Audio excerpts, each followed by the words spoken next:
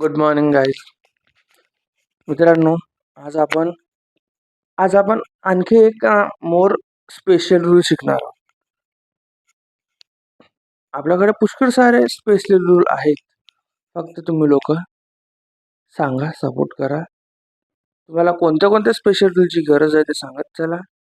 आपण ते special rule म्हणजे मी ते स्पेशल रूल तुमच्यापर्यंत पोहोचवण्याचा प्रयत्न करेन. ह्या स्पेशल रूलला काय होते माहिती आहे का? आपल्याला कुठेतरी जायचं आहे. तर त्या तिथं जाण्यासाठी आपण पायी पण तर जाऊ शकतो. 2 तंगडे तर आपल्याला दिलेच आहे ना गुंदाने. आपण पायी पण जाऊ शकतो. पण आपण पायी न जाता ॲडव्हान्स ऑप्शन चूज करतो. Bike, car, truck, train, aeroplane, काही पण असो, कोणता पण असो. पण आपण एका साधनाचा ॲडव्हान्स ऑप्शन म्हणजे आपला एक साधन, वाहन त्याला चूज करतो. कारण स्मार्ट वर्कसाठी. पायी जर जातो म्हटलं तर तरी पण पोहोचणारच आहेस, पण वेळ लागेल आणि थोडा त्रास होईल. त्याच ठिकाणी स्पेशल स्पेशल ऑप्शननं जर गेला किंवा स्पेशल रूलनं जर गेलास वाहनाने तर लवकर पोहोचशील. म्हणजे स्मार्ट स्मार्ट वर्क होईल आणि लवकर होईल. त्याच पद्धतीनं स्मार्ट स्टडीसाठी या पद्धतीचे स्पेशल रूल्स माहीत पाहिजे. त्याच्याने स्पेशल इंग्लिश बोलता येते. आणि स्पेशल इंग्लिश बोलल्यानंतर समोरचे व्यक्ती थोडे अट्रॅक्टिव्ह होतात. तुला नाही माहिती, मला माहिती आहे. माझा अनुभव आहे. ज्यावेळेस मी इंग्लिश शिकलो ना, त्यावेळेस मी थोडं इंग्लिश अशी हेच ॲडव्हान्स इंग्लिश बोलत होतो. तेव्हा ना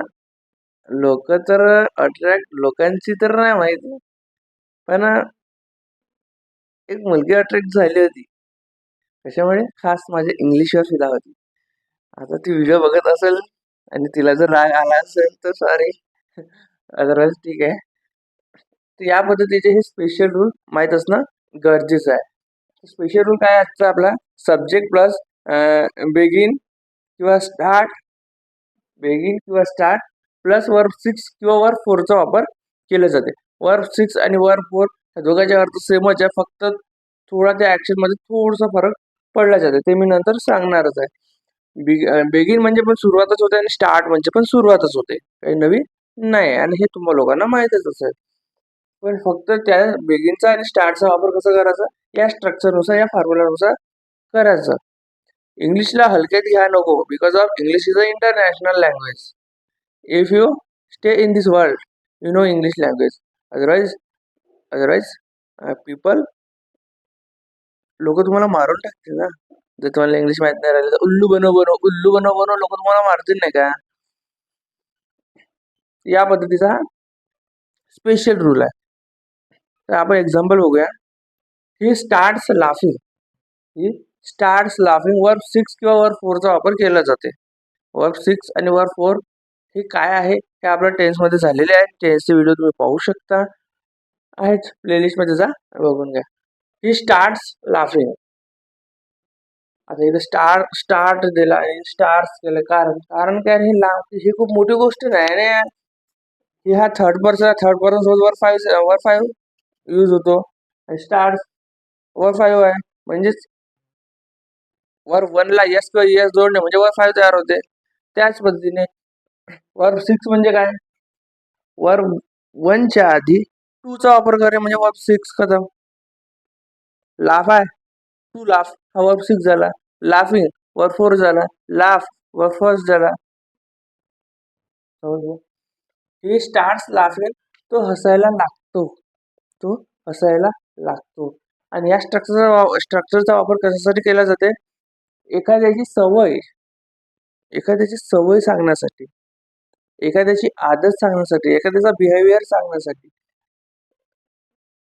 त्याची सवय सांगण्यासाठी, त्याचा शौक सांगण्यासाठी, की आपण असं केलं तर तो काय करेल, त्याची प्रतिक्रिया काय असेल हे सांगण्यासाठी हे स्ट्रक्चरचा वापर केला जाते. जसे की ही स्टार्ट्स लाफिंग, तो हसायला लागतो. स्टार्ट म्हणजे सुरुवात, म्हणजे तो हसायला सुरुवात करतो. कशामुळे? एखादी त्याला गोष्ट सांगली किंवा एखादी काम कर म्हटलं की तो काम करत सोडते आणि हसायलाच लागते. दुसरं काहीच करत नाही.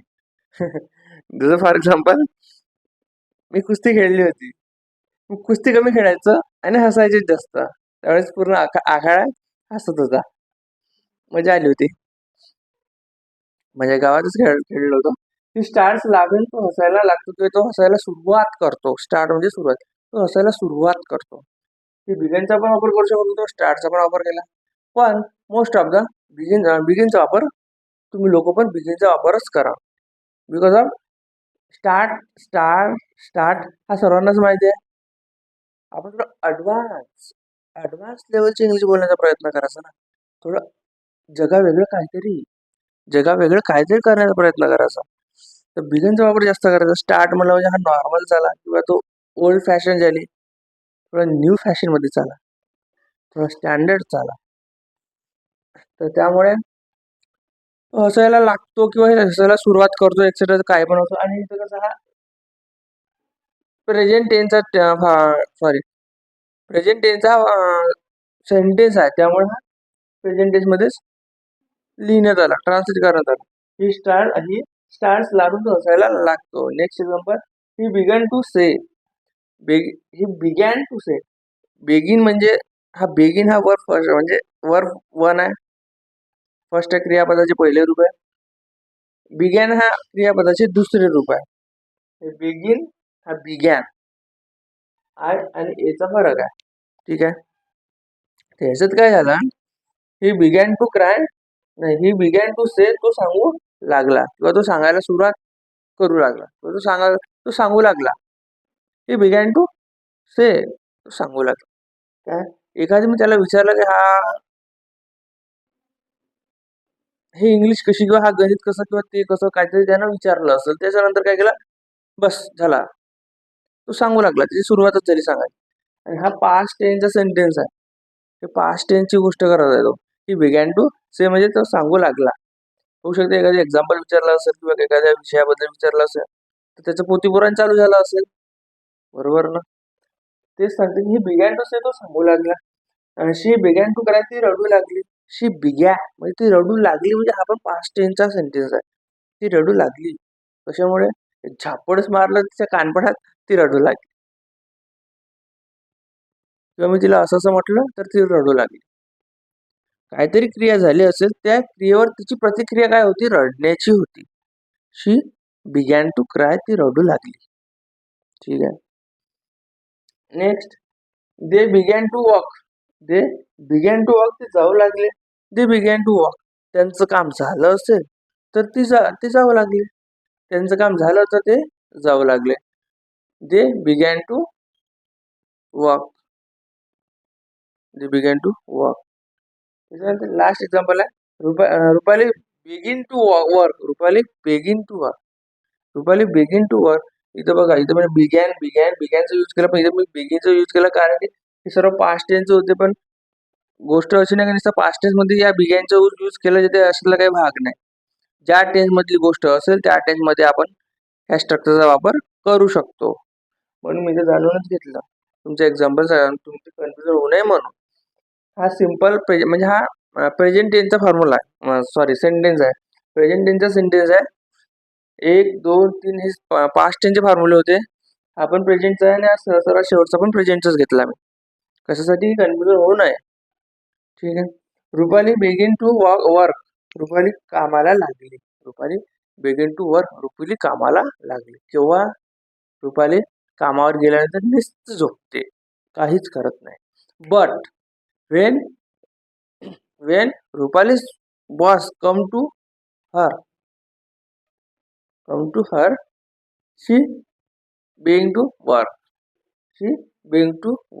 म्हणजे जेव्हा रुपालीच्या बॉस रुपाली जवळ येतो एखादी कामाला गेल्यानंतर, तेव्हा ते पुट्टी काम करायला लागते. नाही जोपर्यंत बॉस येत नाही तोपर्यंत मस्त पंख्याच्या खाली खुर्चीला झोपते. म्हणजे आपण हे पण प्रतिक्रिया सांगत आहोत, प्रत्युत्तर देतो की यार, जोपर्यंत ऑफिसमध्ये बॉस आहे तोपर्यंत आम्ही काम करतो. काम म्हणजे जोपर्यंत ऑफिसमध्ये बॉस नाही आहे तोपर्यंत आम्ही मस्त झोपतो. आणि जेव्हा बॉस येतो तेव्हा आम्ही कामाला लागतो. जेव्हा बॉस येतो तेव्हा आम्ही कामाला लागतो तोच कामाला लागतो हे सांगण्यासाठी या स्ट्रक्चरचा वापर केला जाते. समजल्यास व्हिडिओला लाईक करा, शेअर करा. चॅनलवरती नवीन असेल तर चॅनलला सबस्क्राईब करायला विसरू नका. बेल आयकॉनला प्रेस करून ऑल ऑप्शन चूज करा. कशासाठी? जेणेकरून मी व्हिडिओ अपलोड करतो तर त्याची नोटिफिकेशन पटापट साऱ्या लोकांच्या आधी तुमच्याजवळ येईल. म्हणून बेल आयकॉनला प्रेस करायला विसरू नका. समजली रुपालीची गोष्ट? समजली अशी रुपाली? ठीक आहे. धन्यवाद. थँक्यू. नमस्कार.